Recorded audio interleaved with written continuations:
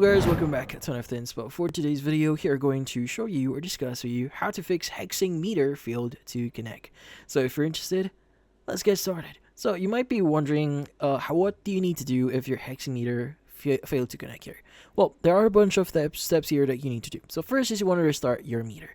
So you want to disconnect the meter from power or remove the batteries and make sure the batteries still have power here. Now wait for about 5 minutes and then reconnect the power or reinsert the batteries. So turn it back on, pair it, and enter your token.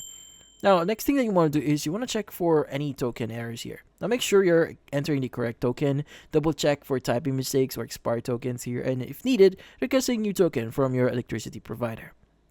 And finally, if none of this actually work, you may want to contact your provider. Now, if it still says failed to connect, it could be a network issue. Now, you want to call your electricity provider to confirm if there's any fault or outages in your area. But in this case, that's about it. So, hopefully this video is able to help you. Like and subscribe to NFT Inspo. Thank you for watching.